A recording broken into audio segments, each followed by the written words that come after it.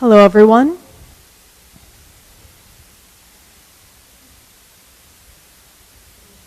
Welcome to the PhD in Educational Neuroscience Distinguished Lecture Series, hosted by Gallaudet University.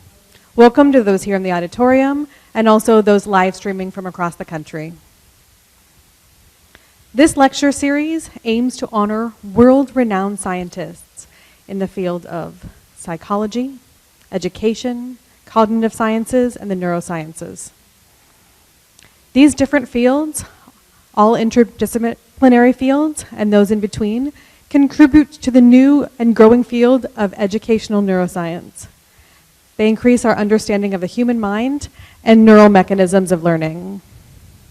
This year's distinguished lecture theme is From Mirror Neurons to Society, How the Brain and Experience Provide New Insights into Learning. With our distinguished lectures, here in the heart of DC, we want to build bridges across communities, countries, and everyone is welcome to attend.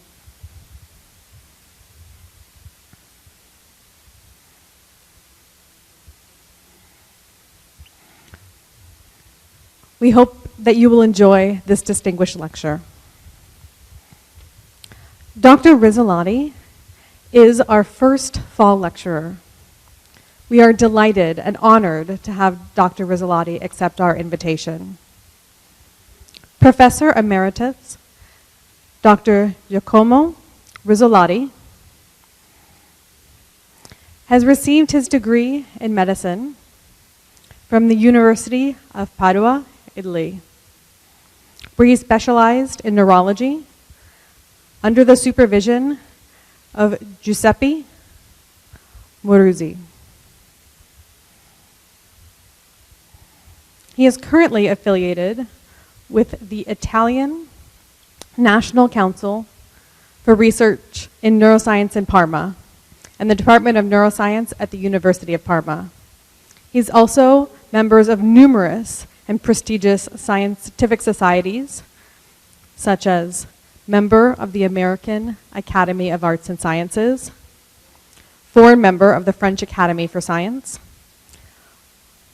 foreign member, National Academy of Sciences. Dr. Rizzolati has received numerous awards, such as the Brain Prize in 2014, which is one of the most prestigious awards one can have in neuroscience. He's also received numerous Italian national prizes and many international honors, such as the Prince de Asturias Prize for Science and Technology in Spain, the Prix Signore Neuropsychology Foundation, IPSEN, and the Gromeyer Prize for Psychology, University of Louisville, USA. Dr. Rizzolati has been cited, at last count, more than 115,000 times, with at least 30 papers, garnering over 1,000 citations each, and growing.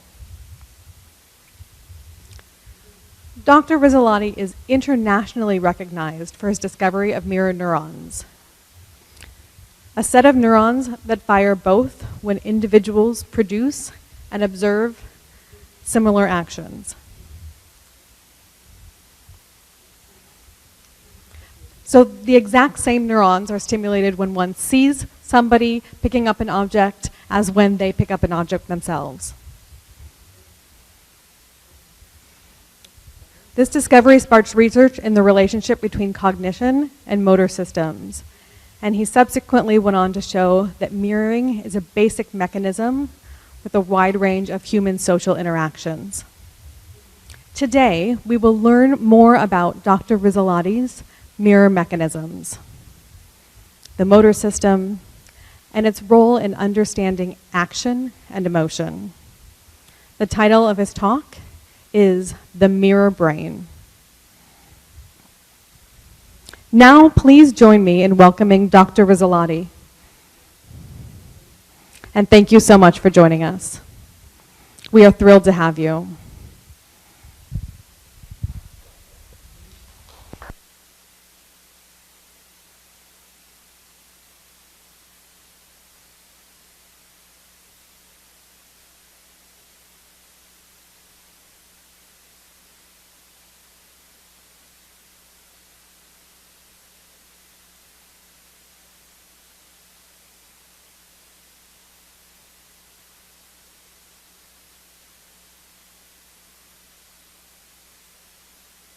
which maybe will be superfluous for some of us, for some of you. But I think I have to say a few things. So the neurons speak one to another, talk one another by generating electrical impulses. They are called action potential. You see here some of them recorded from a peripheral nerve. If I put an electrode here in my visual cortex, I will find the same potential, but they will be responsive to visual stimuli. If I put an electrode in my motor cortex, will be again action potential responding to movements. And the code is simply frequency modulation. So they will increase their frequency or decrease their frequency. That's the basis. So we use this technique, which has been developed in last century, for recording single neurons from the motor cortex. Here is a slide which show you the motor cortex, which is on the left side, where it's written F1, F2, and so on. And, well, at this time, there was a lot of discussion on how it was organized. And so we decided to study this cortex. But we used an approach which was different from the traditional one. Instead of studying acceleration, velocity, trajectory, in other words, the classical aspect of the motor system, we used an ethological approach. We examined what the monkey does when we give food to her or break a thing or play with her. Anyway, it was just playing with the monkey instead of using the monkey as a small robot. Well, the results were really surprising. The first one, which you can see here, was the most neurons in the premotor cortex, at least in the ventral premotor cortex, do not fire in response to movement. By movement I imply that, a displacement of a joint. But they fire when the monkey organizes several movements in order to reach a goal. So in other words, this neuron here, for example, encodes grasping done with the right hand, with the left hand, or the mouth. It doesn't matter. So you see here I introduce a concept which is different from classical motor concept. It's the goal. Here the goal is encoded. This neuron encodes the goal of grasping. The second surprise, I think due exactly because we used this ethological approach, was the discovery of neurons which fire when the monkey sees an object and is completely still. Imagine they have a neuron which fire when the monkey grasps in this way, precision grip. If you show a small object like a seed, there is a discharge. The monkey is doing nothing. So if I have a neuron which fire when the monkey grasps in this way, a big object will be effective. So in other words, there's transformation of object to movement, or to be more precise, from what is called the possibility of grasping an object, which are the possibility of grasping an object in the movement. We studied this phenomenon together with a Japanese scientist, Hideo Sakata, who studied the parietal lobe, and he found that in parietal lobe there is this neuron. So we traced the circuit which transformed what Gibson called the affordances of an object. For example, the affordances of this is this, or this. I cannot grasp like that. So the affordances of this object are transformed into action. That was the first discovery, and these neurons are called canonical neurons. The surprise for us and for everybody was that there were another category of neurons, which were not interested in object, but in the action. If you look here in B, there is a discharge due to monkey grasping. These are those action potentials that I showed you at the beginning.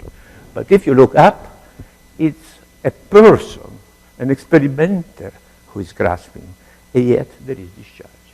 So the same neuron fire both when the monkey is doing something or observing something.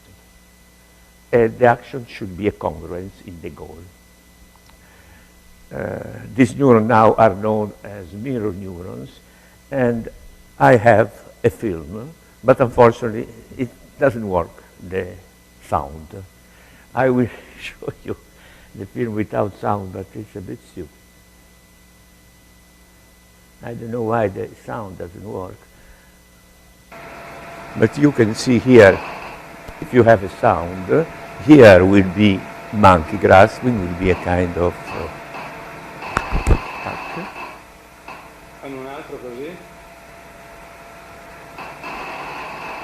That's a grasping, and every time it's grasping will be Prima. spike action potentials.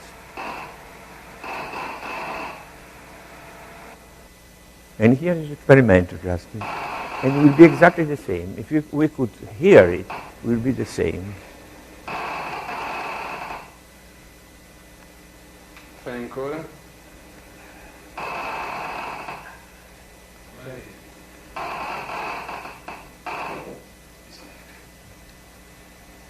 It's a kind of dialogue. It doesn't matter who is grasping.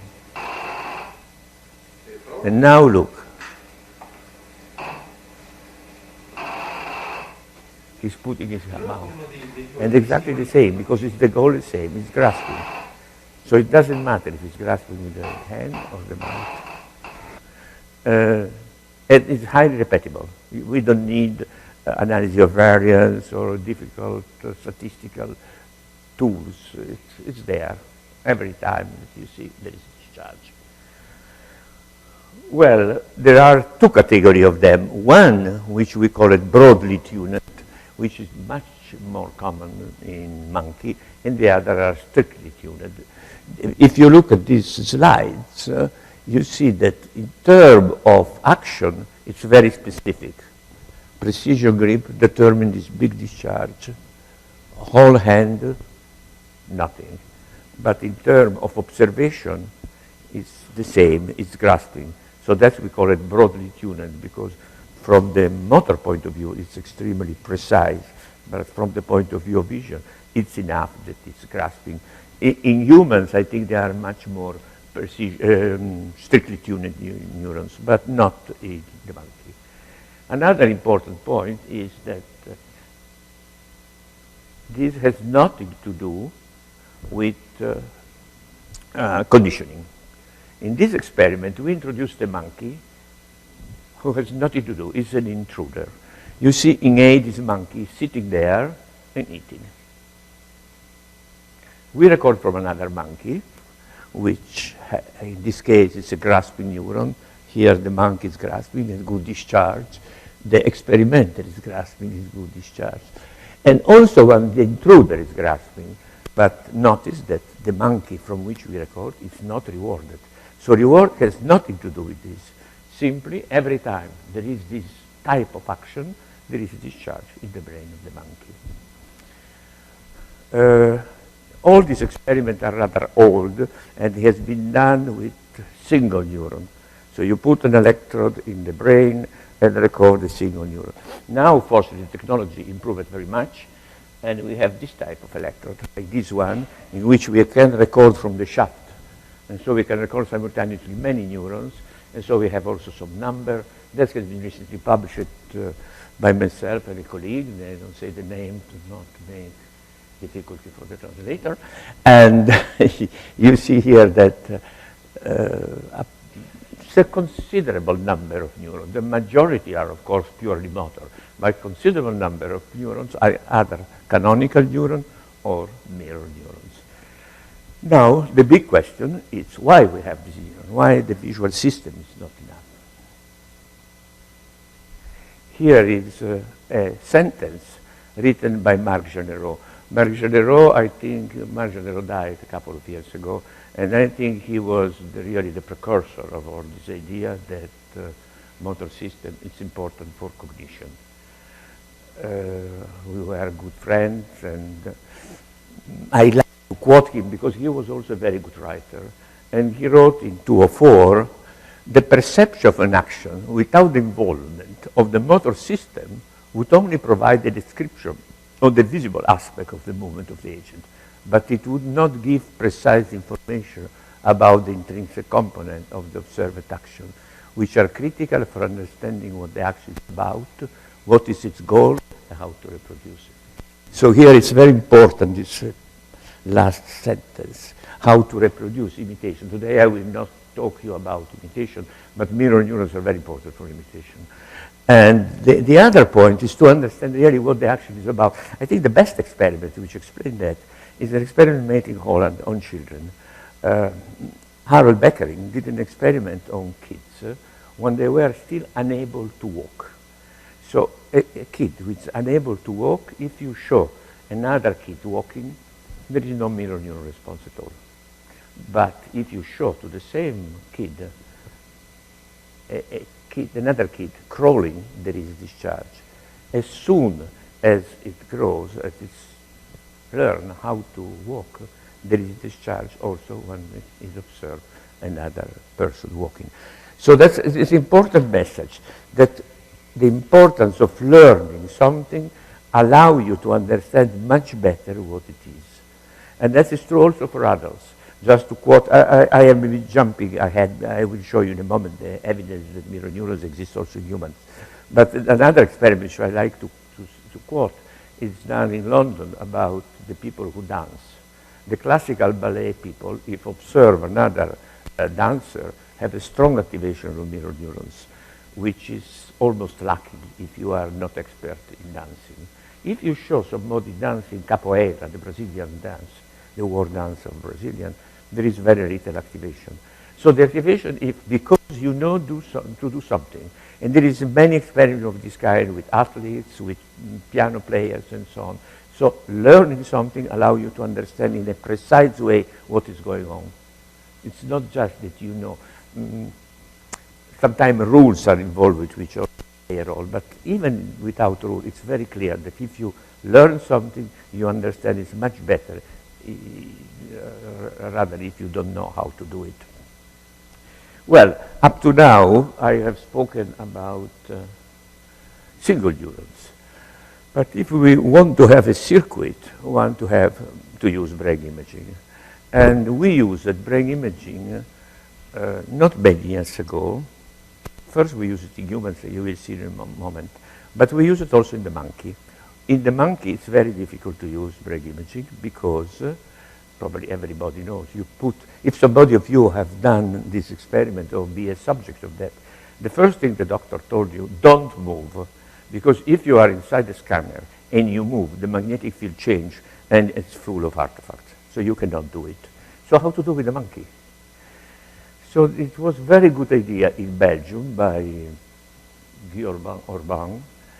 So they put the monkey in a board, I don't remember how it was made. Anyway, in something was not a fake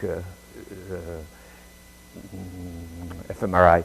So the monkey was sitting there, fixating a point, and when the point changed the light, it was reinforced. So the completely still and learned to stay in this position. Well, after 3-4 weeks, the monkey liked it very much to go inside this box in order to be rewarded. When this was done, at 5:30, 6 o'clock in the evening, when the patients are out, you bring the monkey inside the neuroradiology, and you have a cheap way to, I say the cheap way because in Germany they spend a lot of money in order to make rather complicated stuff in order to study fMRI in the monkey. However, that was a cheap way and it works very well. So we did this experiment in collaboration with the group, the Belgian group. Here it's the title. Here you see also the name. Giacomo was the leader of the group, and Canonical was the student which really had deserved a lot of merit in this technique.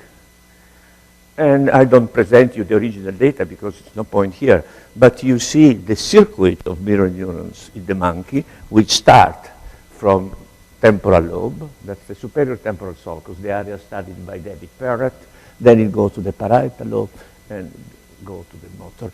Here we don't have mirror neurons. It's a purely visual area.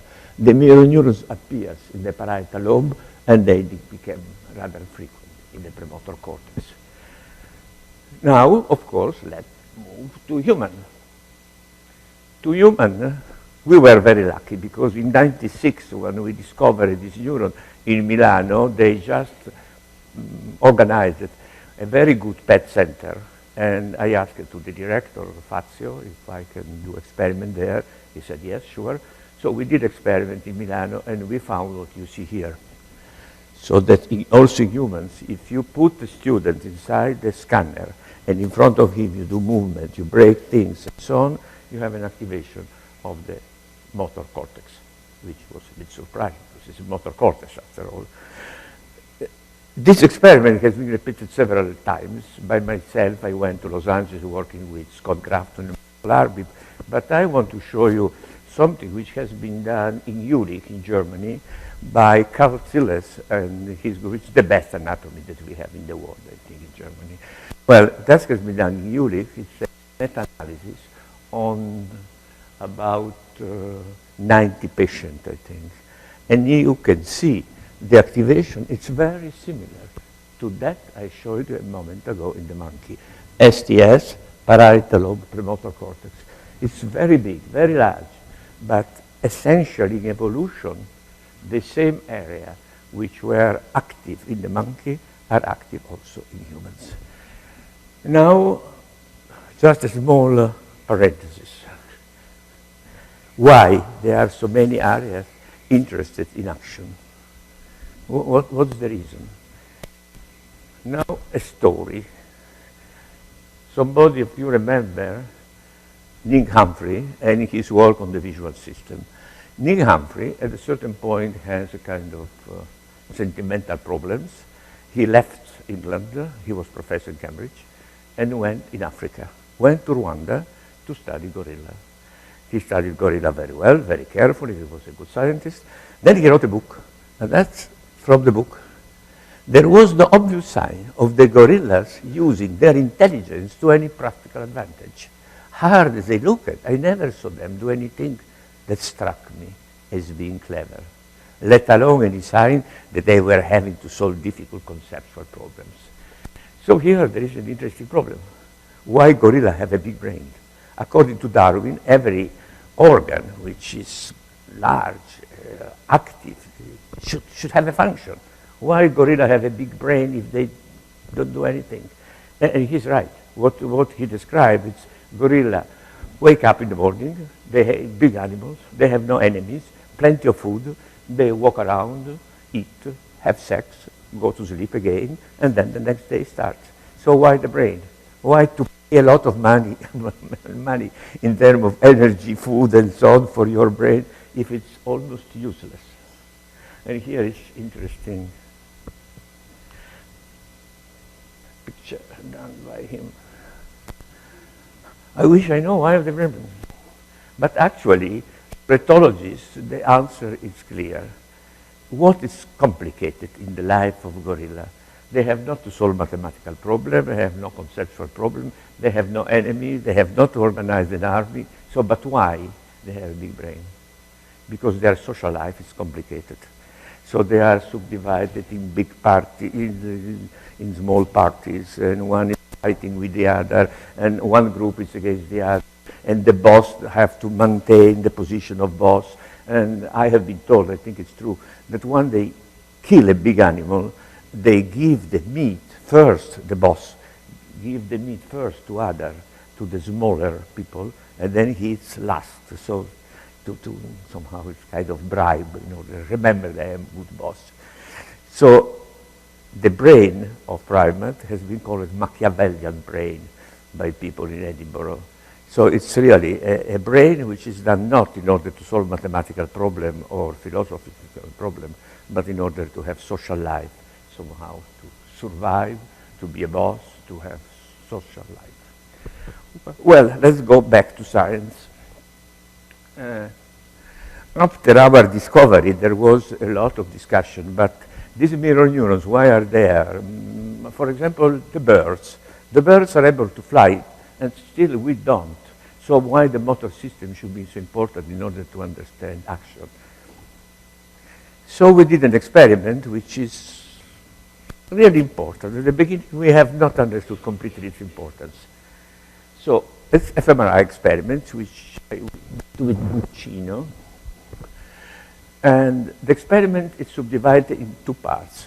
In the first part, fMRI experiment, students is lying in the scanner, and he sees a movie in which a student is biting, or the monkey is biting, or the dog is biting. So they are doing something which is common to all three species. Second part of the experiment, they see something which is specific for one species. For example, the students see a boy which is reading, or the dog which is barking, or the monkey which is doing lip smacking.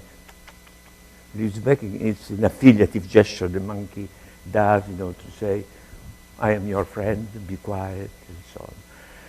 So the results are completely different. What happens if you have biting? Something which all species have. If you look at the left hemisphere, which is here, look, increase the blood, it's exactly in the same point. If I do subtraction, the here will be 0. So when I see a dog biting, I map it on my capacity to bite. It's exactly as if a human being were biting, and the same for the monkey. But for the other type of action, it's completely different. You can recognize on the left Broca's area. Laura, I think you have no doubt about that. You have Broca's area active. But look here. When the dog is barking, you have activation of the visual area, but nothing else. So how we recognize? We make the briefing of these people. We asked us what you see, and so on. They said, well, the dog was barking. Obviously it was barking. There was no noise. Barking. So how they know it? But that's just called inferential thinking. So in the same way as we understand why the apple is falling down, or the bird is flying, or airplanes are flying. So we have two distinct ways to understand action of others. And that will be even more important when I will talk about emotion. One, it's related to myself. It's mapping. He is like myself. I am biting, he is biting, it's the same.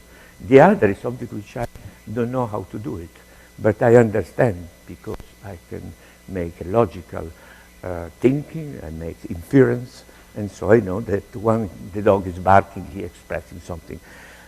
Just a small anecdote, a French philosopher wrote me that he asked his son if he would like to be a dog, and the son said, no.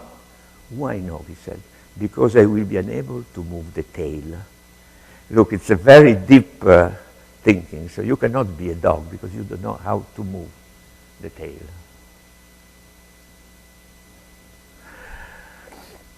Okay. With Corrado Sinigalia, he is a philosopher in Milano, we call it to mapping on ourselves, understanding from the inside.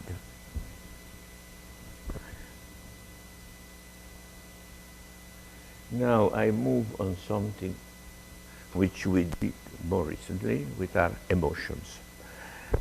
And the area that we studied is the insula. Insula is a part of the brain which is hidden between parietal and temporal lobe. If you open parietal temporal lobe, you see the insula. With two students, we stimulated electrically the insula, because the insula I think so many stupid things has been written about the insula. It's one of the areas in which, I don't know, nobody wrote stupid thing about visual cortex. But about insula, you can read everything. Is this the place where the soul is, the personality, memory, everything is there. So we did a very simple experiment. We stimulate the insula using prolonged stimulation, like Michael Graziano and Charlie Gross did in Princeton some years ago for the motor cortex. Well, now I will show the result of the part in which I am interested. So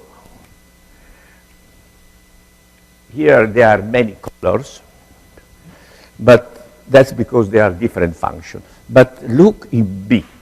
In B, you have two big areas. One is red and one is blue. I will show you what happens when we stimulate the red area. And what you have to do is to look at the light. At a certain point, a red light will appear. It means that we are stimulating. And look at the behavior of the monkey. It's very simple.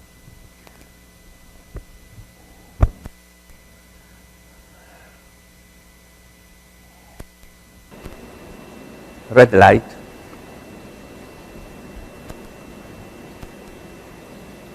Red light.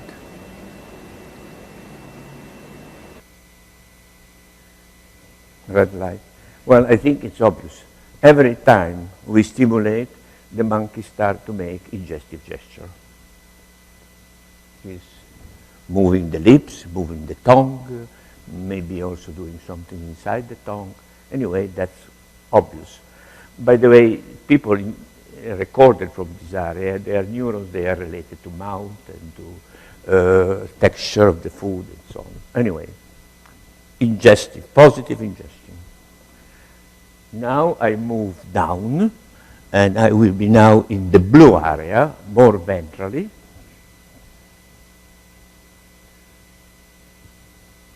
And now look again. Red light. She's not happy. Now we will give some food to her.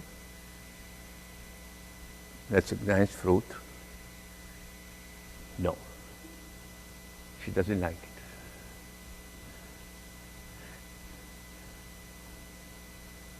Surprise. This food, which is good, is now not good at all.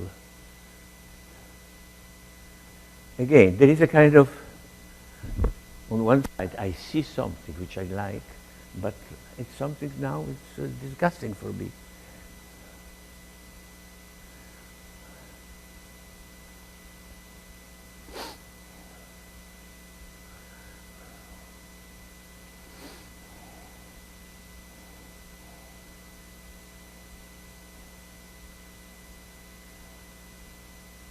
You see the surprise, that something which was from 1 second ago was excellent, and now she throw away. In other words, you have a dorsal part, which is a positive, and the negative, the ventral part, which is a negative.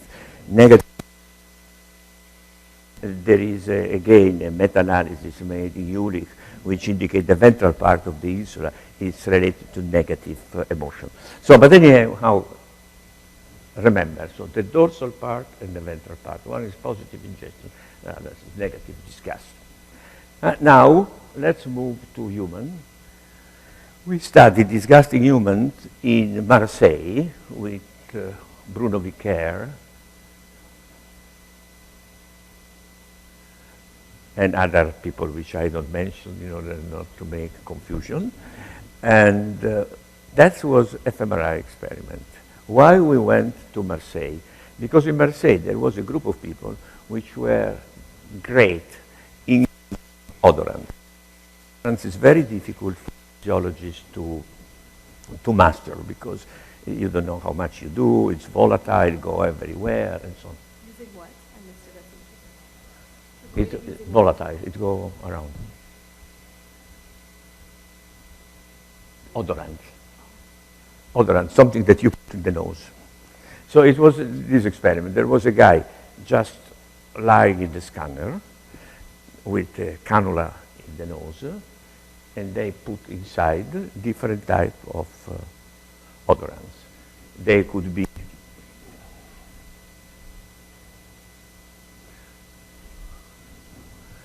disgusting or pleasant or neutral. So I repeat the experiment. The student is in the scanner and he has some odorant in the nose. We are interested now only in one type of odorants, and those which produce disgust. And the best of all are rotten eggs. Rotten eggs is something which nobody said is pleasant. Everybody says it's disgusting. Okay, now let's see the result. That's the first part of the experiment. The second part of the experiment, the student, again lying in the scanner, see movies in which there is a person, an actor, this actor here that you see behind me, which expresses some emotion. Remember, this guy on the left is not a disgusting gas.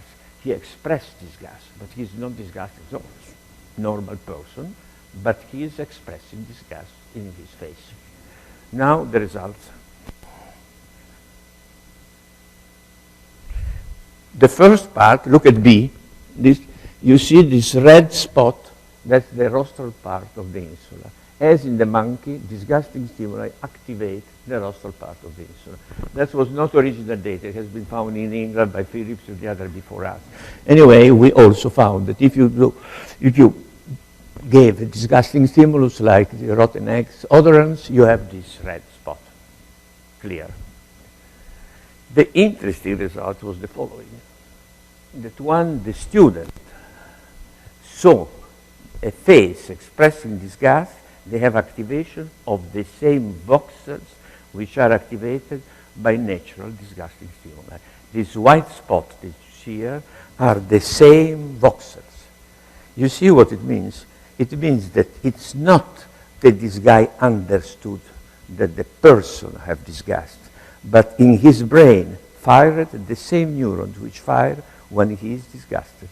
So it's the same experience. We are in the same state. So that's really the capacity to understand the condition of others in an empathic way, not by reasoning. We can do by reasoning, of course. I will do some example. But you can do also in this direct way. And the same is true for, with pain, there is a lot of confusion. It's another field which is rather confused. But anyway, with pain, there are data from neurosurgery, the same. You see here on the right, this action potential, we are receiving, it's written. It's the patient which receive a painful stimuli. I have an activation of a neuron in the cingulate. I explain later what is cingulate. And on the watching the patient is watching the neurosurgeon punching himself. So also in this case, you have this capacity to replicate inside of the cell the action of the others. But so remember, I told you that we have two ways to understand the action. One is by activating directly the same structure like here, which produce pain or produce disgust or produce fear or produce many other things, or in another way. When I said that, because there are data from patients, for example, from the group of Damasio, Adolfs, and the other, they are patients with lesion, bilateral lesion of the insula, which don't recognize disgust. In their terms, the patient see vomits. They ask, what do you think about that? And he said, delicious. So you see the capacity to distinguish what is pleasant and lost.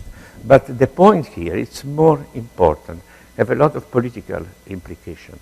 Because imagine, first of all, society, ideology, can modify what is biologically determinate. For example, the neurosurgeon or the surgeon in general, when do an operation, can see blood, can see something terrible, but he doesn't stop. He is not in pain for this reason. Or even a more strong example, think about special forces, the policemen which have been trained to beat the demonstrant. Well, they don't stop when they see somebody crying or some blood. We have the capacity to block, to prevent our natural capacity to feel like the other, empathic with the other people. But now, imagine for a moment that the same thing has been done not by like surgeon or policeman, by ideology. And so I like to remember you what happened in Germany in the 30s. Germany is one of the most civilized countries in the world. And this country was very civilized also in the 30s. It's the country where was born Goethe, Beethoven, Hegel, many scientists. I don't think there are so many countries so civilized like Germany. And yet, something happened. How is it possible that in the 30s there was a persecution of Jewish and they were killed? So, speaking with sociologists, the explanation is the following. Germany lost the war, and other countries were so stupid to make some sanzioni, come si dice, some punishment, so that Germany was in a very poor condition. At this point, there was a genius, I am sorry to use this term, it's Goebbels, which made a propaganda saying, how is it possible that our country, which is probably the most civilized in the world, lost the war? There is something wrong here. There is something not true. So the idea was there are traitors among us, and the traitors are the Jews. So they are traitors, and so they are practically, the term which has been used by Hitler was Untermenschen. They are not really, they are primates. They are not human beings. And if you read the book on Eichmann process, you will see that this stuff which I discussed with sociologists and they supported my view. If you read the book on Eichmann, Eichmann has been examined by 3 psychiatrists, and all of them said that he is a very nice guy. One said also that he is an individual with very noble sentiments. He likes the father, he likes the children, he likes the wife, he likes the country, he likes nature, he likes animals. So all the elements in which we think. So why he did what we think was very bad? Because he was considered there was nothing wrong in what he did. If he said, that's his word, if I have been ordered to bring cattle from Budapest to Auschwitz, I will do it, because that's my role is to organize transportation. They ordered me to transport Jewish from Budapest to Auschwitz. I did it. Because for him, there were Untermenschen. If you don't consider that the other guy is like you, this is almost obvious why you don't have to do it. It seems strange, but our basic mechanism should be reinforced. And then I will show you these sentences from Bible, in which the people already in those times were sure that if you don't reinforce this basic mechanism, you can do horrible things, because if the other guy is not like me, why don't kill it? I can kill you. I kill the animals, I cut the trees, I can do it. Okay, now the last part of my talk is something that we are doing recently, and something which I am very happy to do, and that's after 15 years, that everybody was extremely happy with fMRI, with PET, saying, oh, beautiful, we can read the brain, we put the patient inside the scanner, and we can read it. I remember when I read the first paper by Roland, in which he said, motor imaging produce activation in the motor system like an action. I was elated, wonderful. Well, what happens now that we know much more about fMRI? So here are 3 points which are crucial. It's a non-ethological condition. As I said before, the doctor said, be still, don't move. So how you can study motor system, how you can study laughing, how you can study many emotions if you have to stay still inside this machine. Second, the data are only correlative. If you find an area which is active because there is painful stimuli, you cannot claim this is an area for pain. Maybe, maybe not. You must have additional data.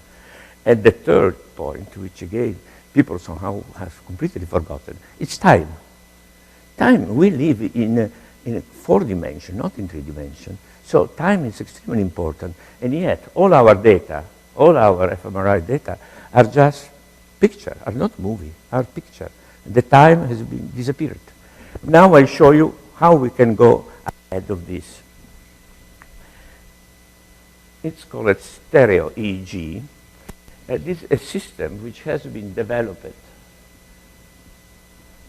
first in France by Talleyrand and the surgeon there, and then in Italy. Now there are few centers. One is Freiburg in Germany, but most of them are in France and in Italy, in which they study people with epilepsy using stereo-EEG. Now, typically, epileptic patient can be cured, or at least the seizure can be stopped using some drugs. But in 20-25%, they are resistant to drug. So you have a poor person who have epileptic seizure and is not responsive to drug. So the only way is to find where is the focus inside the brain, to eliminate it, and in this case, the patient is okay, it's fine. But how to localize it? The old system was to put electrodes on the brain to see the EEG, but it's so approximative. So the stereo-EEG is a system which provides the possibility to localize precisely where is the focus in the brain. And you see here, the first thing is they have to put many electrodes in the brain. This red spot are electrodes of the type which is shown there, but I already showed you before that we use in the monkey. So usually in Milano they put 16 electrodes in the brain. Each of them have 10 leads. So you have 160 points from which you can record from the brain. Then you do a structural MRI in order to be sure there is no deformation of the brain and so on. And that's angiography.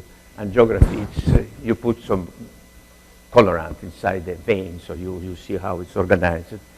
And then very carefully they insert electrode. Here it's a picture. That's angiography, and that's the electrode inserted in there. Well, you do that, and then when you put this electrode in the brain, you wait for 4 or 5 days. During these 4 or 5 days, you record continuously, day and night, EEG, and you have a video. So you are sure that you will not miss an epileptic fit, seizure. After 4 days, typically you know where is the focus. You put away this electrode, you close it, you wait for a few days, and then you eliminate the focus. And the success is enormous. It's 95% of people after the surgery, they are fine. They are normal. They have no epileptic. But what is the advantage for a physiologist? The reason why we have been contacted by surgeons is saying we have plenty of data on normal brain which have no time to examine, to study, because we are busy to do neurosurgery. But many of these electrodes are in part of the brain which is completely normal. So one can study them, and I will show you some example of that. One is the following. There is one additional thing. Of course, nothing is easy in science. If you use this brain, which we like very much, most of the gray matter is inside the sulci. So we use the flat maps. So the brain is opened, and you can see also the gray matter, and that's also facilitate to put one brain on the other in order to have many brains. So now, the first experiment I show you, it's a median nerve stimulation. That's something that surgeons do for clinical reason, to know where is the localization of the median nerve, where is the cortex localization. So to do an experiment, however, we have to, let me do this. You see, you must have many patients. That is an experiment we started 5 years ago, and now we have 96 patients, and we have 11,000 cortical leads. So really, you have a very nice map of the brain for a very simple thing, stimulation of a median nerve. Now, look what happens. If you stimulate median nerves without time, there is no time. Stimulation of the nerve, you don't care about time. Well, you see activation, this yellow spot in the primary somatosensory cortex. But the picture is completely different if now I introduce time. if I introduce time, after 20 milliseconds, I have the classical picture that we have in the neurophysiology book. So activation of the area 3A, 3B, 1 and 2 and so on. But after 40 milliseconds, the stronger activation, yellow spot, is the premotor cortex. But look here, after 100 milliseconds, we have a strong activation in the periciliar region. So that's certainly not for knowing that you have been touched. It's something different. According to some neuropsychologists, in order to be aware of your arm and so on, you have continually which render you aware of that. But it doesn't matter the explanation. But look at the difference. If you consider fMRI, which is, give the same picture I showed you just a second ago, and if you look at the time, you have area which you don't imagine that are activated. Now, time is running, so I will show you another thing which really allow you this method, intracranial stimulation. That's something that we published just a few months ago on brain. We studied the whole cingulate, again, thanks to surgery, which provided us with a lot of data. The cingulate is this gyrus, which is in color. There are many different functions in this case, but look at the blue area which is area 24, the caudal part, A, M, C, C, D, and the other. Now I will show you what happens when here we stimulate. It's exactly the same experiment like the monkeys. This time it's a human being which is stimulated.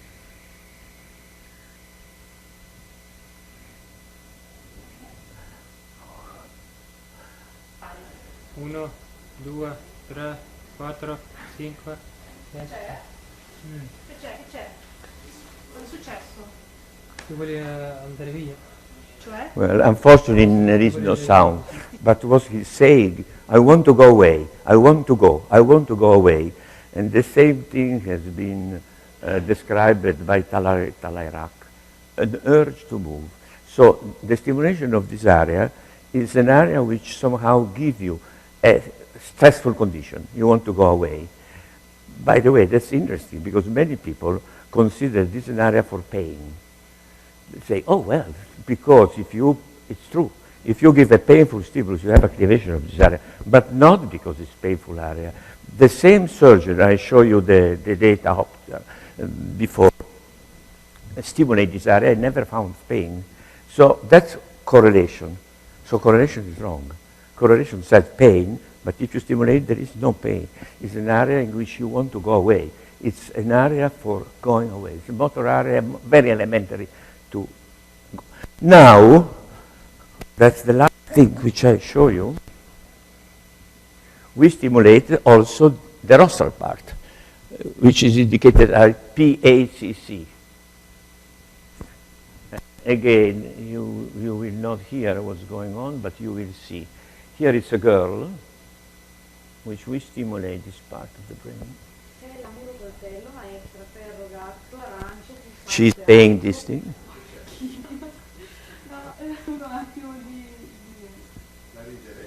What she's doing? She's laughing. So every time when we stimulate this region, in many patients, we have now several of them, the patients start laughing. And if you ask why, there is two categories. One say, because something funny came to my mind. The other say, I don't know. I was compelled to laugh. Before commenting, I will show you something. We, with Fausto Caruana, we decided to see what happens if you show to the same patient whole stimulation determine laughing, these faces. One is sad, one is laughing, that's moving, one is laughing, and one is humor. Well, look at the red line. The red line is stereo-EEG recording of high frequency gamma, and every time when you see laughing, you have an activity exactly of the same region whose stimulation determines laughing. So you understand that somebody is laughing because it's exactly your brain is laughing in the moment. You have the same phenomenon they show you for disgust. So we understand laughing because we are laughing. Of course, that's not the only center for laughing, because from there goes down a lot of pathways going down. But this is the director of the orchestra. The director is there, and one is the activity of this center start. It's coming back to the other stuff here. I think I have to stress again that many people use fMRI, to be very careful to not believe that if you have an activation of an area, therefore this area for something. If you read the literature of fMRI from 2000, 2005, you find area for everything, for all higher order cognitive function, which is not true, absolutely not. They are activated, God knows why. For pain, I show you because we know. But for example, a person which I admire a lot because he is a great psychologist, Michael Posner, said that that's important also for Stroop effect. Because he did Stroop effect, this area was active, but that's not this area for Stroop effect. This area completely is for when you are stressed. And if you have to resolve Stroop effect, you are stressed. You have an activity of this area. So, to conclude, first, we have new methods to study, and we have to use it. Third, this method confirms our idea about the mirror stuff, because laughing and pain, not pain, but anyway, conditions similar to pain, are determined activation here. And with laughing, it's extremely strong. Okay, thank you.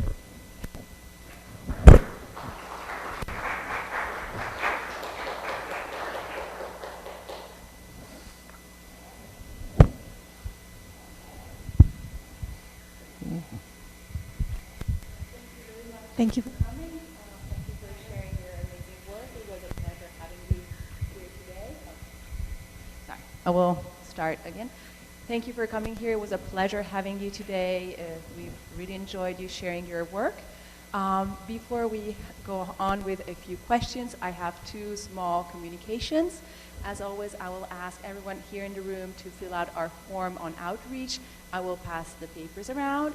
And at the end of the questions, please join us to the reception in the building, the Science and Communication and the language building just on the other side. So do not run away. Please join us for more questions. So for questions, if you have a question, please come here so that it can be live streamed and everybody can participate.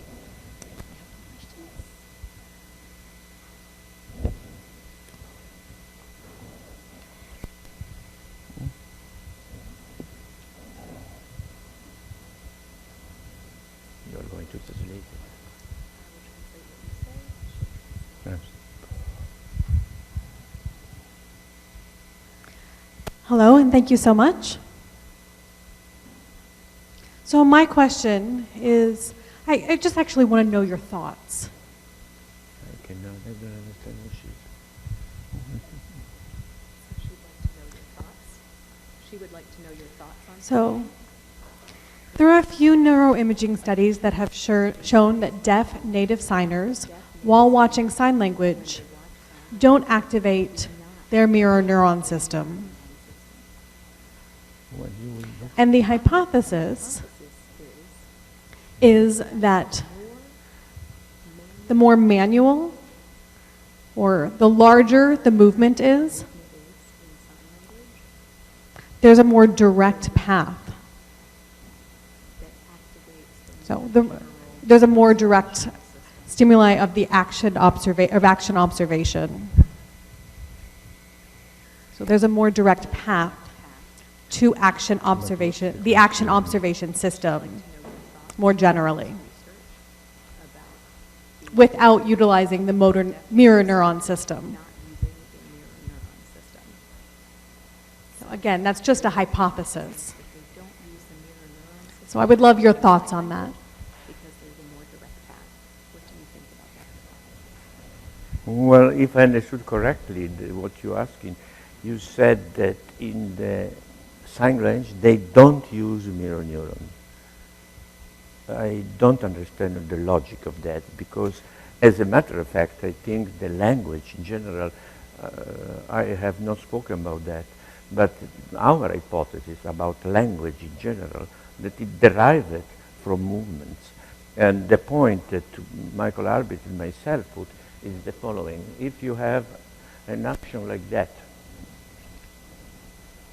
you will understand, even if you are here or you are in another country, you are in Africa and so on. Because what the sender said, the message, is present in the receiver of the message. So the sender and the receiver share the same thing. So that's the basis. Because otherwise, how it's possible that that's called battle? For which reason that's called battle? So it should be a basis on which the sound grows. So the idea is not original because it started with Condillac in the 18th century, and then Armstrong, Stokes, and many other people. But what we provided, some neurophysiological evidence that indeed we have a system which give to the sender and to receiver of the senders a common ground. So I think the sign language derived from that as our language. I mean, the root is the same. I don't understand why the sign language then followed another route.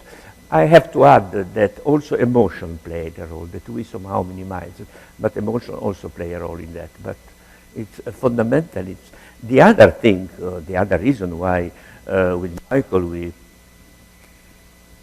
proposed again this idea is that anatomically the pathways which put together Wernicke and Broca's, so the basic neural pathway, it's on the surface of the brain, it's not in the depth of the brain. All the animal calls and so on are due to stimulation of deep brain structure, which are related to emotion.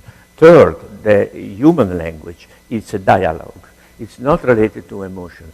And a point which was not raised by other, it's imagine a word like fire. Fire can have only one meaning for an animal, escape. For a person could be fire, give me fire for my cigarette, give fire because I want to do a barbecue, fire because there is really fire escape. So it's somehow this disjunction is not related anymore to emotion. So I think the sign language is right. Michael Arby, who worked on this point after me for several years, thinks that actually was a kind of proto-sign language at the beginning. The sign developed, became very sophisticated, like language, true language became sophisticated. But the beginning, or the root of both language, sign language is the same. It's a proto-language that's related to our movement of the arm and so on. Thank you. That means thank you. I think most of those studies involve fMRI, and so looking at the deep structures. Whereas we're in our lab, we're using EEG, and we found results similar to what you've been talking about today. So I was just curious about the fact that those were seemingly contradictory results and your perspective on that. What to say? So in our lab, we use EEG. Yeah. And with the EEG findings, we found things similar to what you just described here today, related to sign language perception, Well, which I think is really neat. thank you very much. That's correct. I think, however, the first who described that was Ramachandran in San Diego, who showed that the mu rhythm somehow reflect the mirror neuron. So if you find the same thing in language, it's the same thing. In sign language, it's the same thing. Okay, thank you. Thank you so much. But that microphone is not working at all.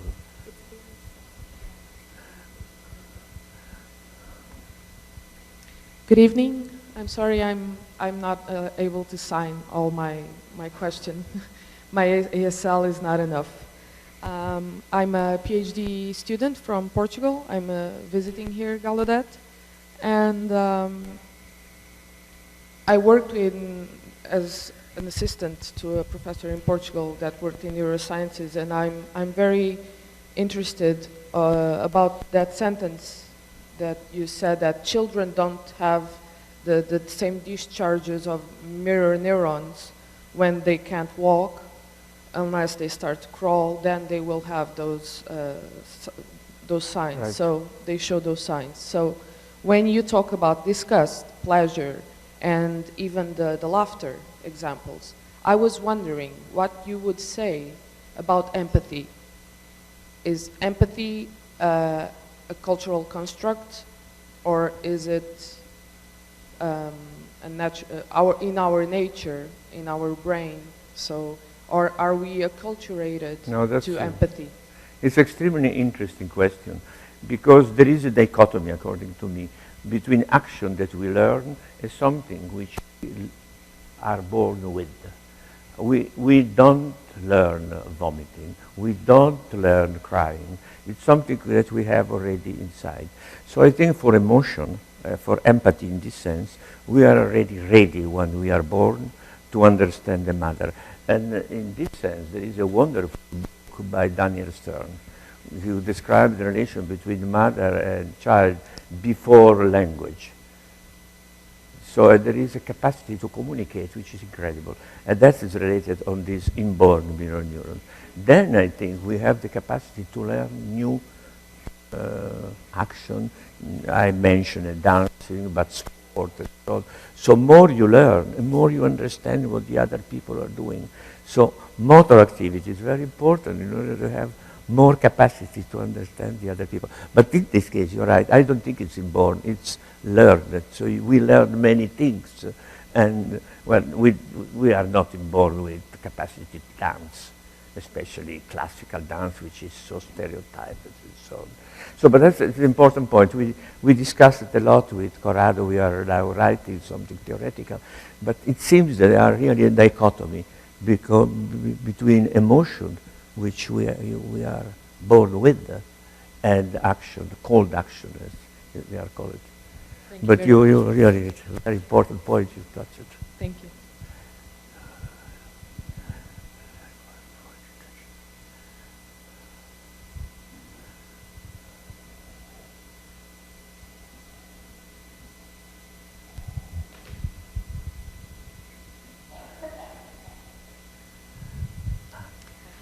So I have a question, and then a comment as well.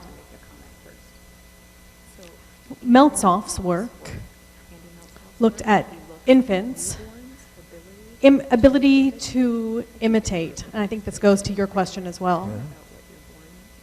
Yeah. So now let me ask you, you talked about action perception and empathy. And all of these things being through a visual medium. I'm not familiar so much with emotions and how they activate in the brain, but thinking about the fact that these are activated visually, do blind people experience emotion less than sighted people? Also, going back to your hypothesis, the mirror neuron system underlies empathy, but if you can't see the action, how does that tie into your hypothesis? Good question, but there are experiments in this respect. It has been done experiment in blind people, and they recognize action through audition and through tactile. So blind people have the mirror system and the activation exactly in the same area. It's been done by this person you met in Luca Petrini, which make experiment in blind people. So blind people have this, and I suppose it's true the same also for emotions.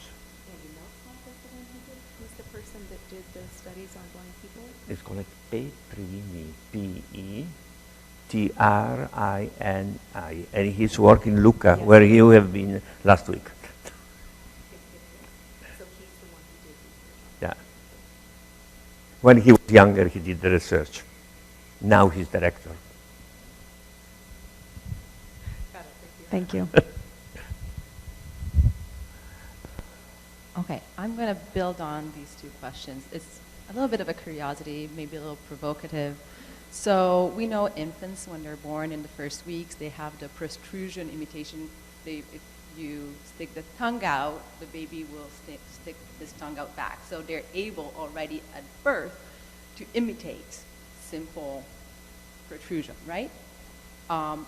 Then you said that if the baby knows how to do a specific action, they will have the firing appears. So if the baby crawls and sees another baby crawling, it appears. At some point, baby starts producing sounds. Before they can actually produce words, they babble and they make sounds, and they're able to make the sounds M-A, ma, ma, ma, ma. And a lot of parents spend their days in front of their babies saying ma, ma, ma, ma, ma, hoping that the baby will actually give it back. But that doesn't happen that often. And why is there? So they definitely know how to do the sound. They definitely can see it. They know how to imitate because the setup, the mechanical setup is there. Why don't they give back the sound? Well, the first thing is about the methods of experiment. I don't know if this protrusion of tongue is just action without emotional content. Many people think that that is related to emotional content. The capacity to imitate sound, it may be many things. For example, I don't know if the maturation of the system is sufficient to produce, to imitate. However, the birds are able to imitate using the mirror system. So that's a very nice experiment made at Duke, in which they show that the singing birds imitate the sound. That's a very good system in order to distinguish group of singing. I don't know, I have never thought why the children cannot say mama, mama, mama.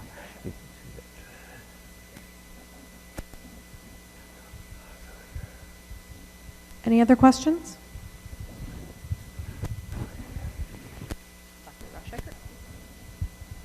Hi, Giacomo. Welcome to Washington, D.C. You're an expert of audition. Maybe you can answer the question. No, I'm not able to answer that question. I have another one, which I'm sure you've thought about for a long time. People are still sort of fighting about the motor theory of speech perception. And there's now, one group that says there's a strong theory and a weak version, so the strong version would be involvement of primary motor cortex in addition to the areas that you've demonstrated, like Pulvermüller's work and Kate Watkins and so on. Evidence is actually not bad.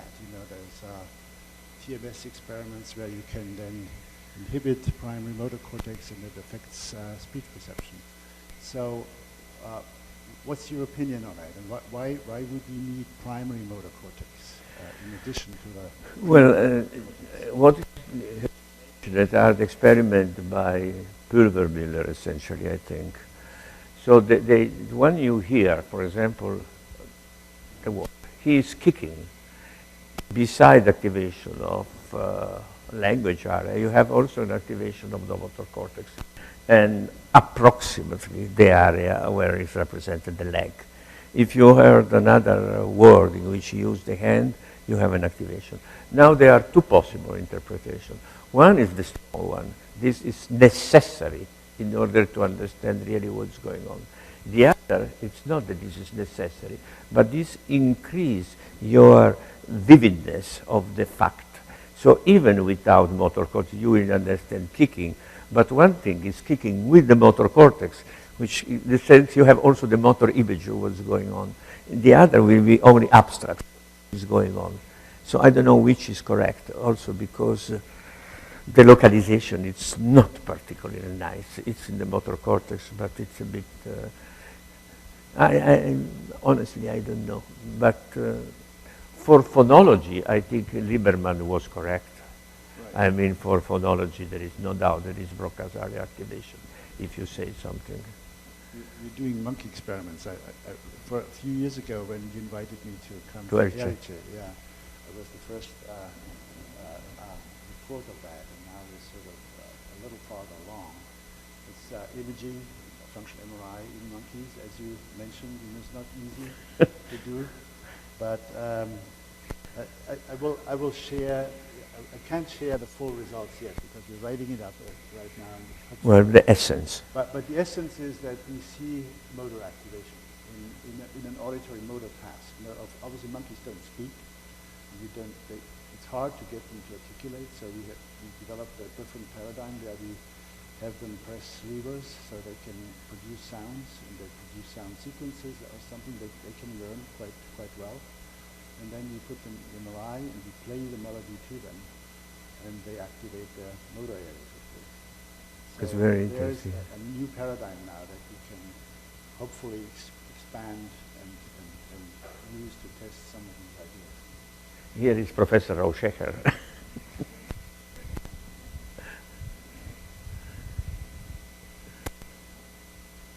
So, unfortunately, the time is up, but if you have more questions, please come at the reception, and you can have probably some time to chat a little more.